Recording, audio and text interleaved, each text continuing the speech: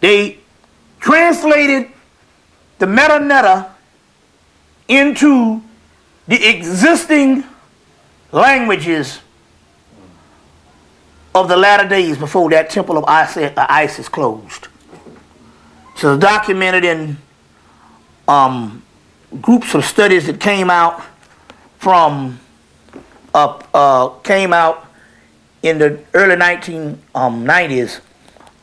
Symposium called the Alexandria Symposiums, where they came together and they brought out all this stuff that the Europeans was holding on to for years.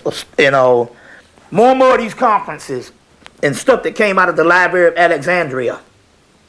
And as a result, they came out with these particular books.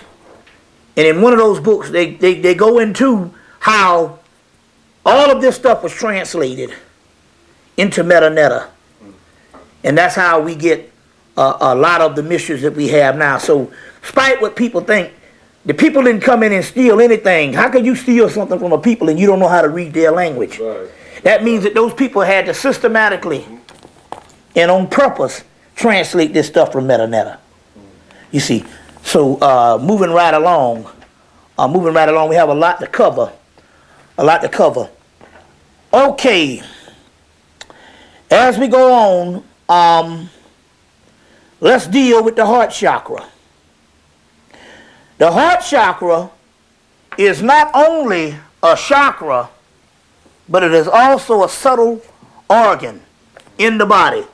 Here's a book called Theosophia by Arthur Verse Lewis. This is what the Pope and all of them worship. This is the true meaning behind the papacy. If you look on the back of the book, you will see a little heart. Yeah, I see it. With an eye in the middle. Let me get it. I got it. See it? Yeah. The heart with the eye in the middle. You see? Now, what's that significant of? It's the heart chakra, but it's also the all-seeing eye. Right. So we're also talking about consciousness. Now, yesterday, I did a lecture yesterday, and in the lecture, I explained in this particular book, this is a book called Kundalini Evolution and Enlightenment, edited by John White.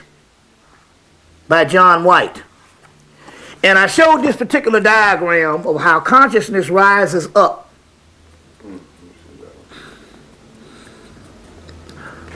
from the base, from the genital area, the navel area, and the heart area. You don't even become conscious until you hit the heart chakra. Wow.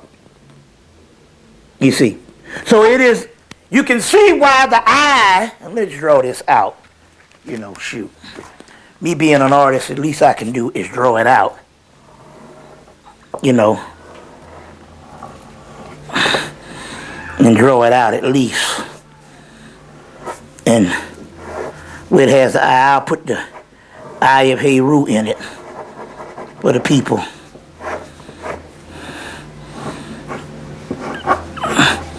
But here's an heart. This is the heart, as it shows here, and there's an eye in the middle. You see.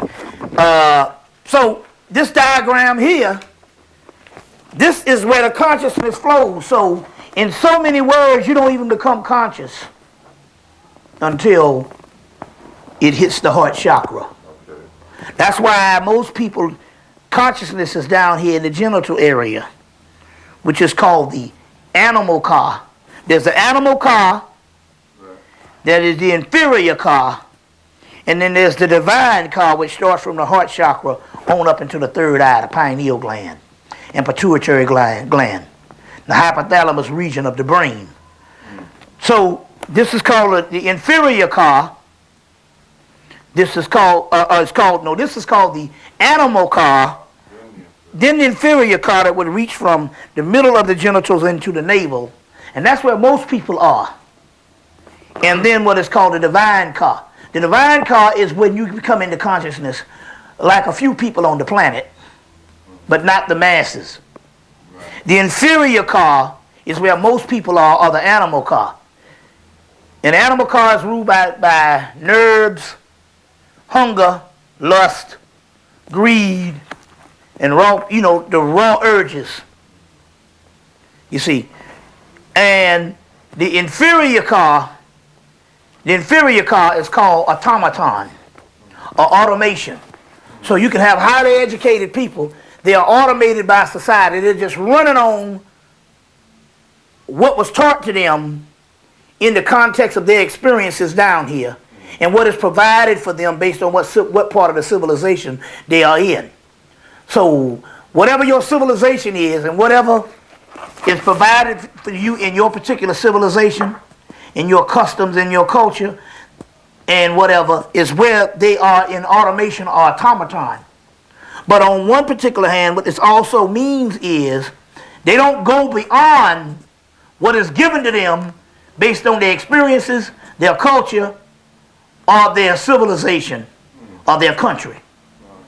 So they don't have the divine vision to see beyond their regular, routine, mundane function of life. You see what I'm saying? This is also explained in a book, The Opening of the Way. The Opening of the Way by Isha Schwaller de Lubitz. The Opening of the Way by Isha Schwaller de Lubitz. This is the older model from the early 90s. There's, as far as the cover, there's another cover on it, a blue cover with the Temple of Karnak on it, light blue cover, with columns from the Temple of Karnak. This is the older cover. But they go into this whole aspect of the divine car, the inferior car, and the animal car. In the animal car. And most humans operate from those particular aspects. So we're talking about the heart chakra being none other than a function of consciousness. That's what that eye is. And this starts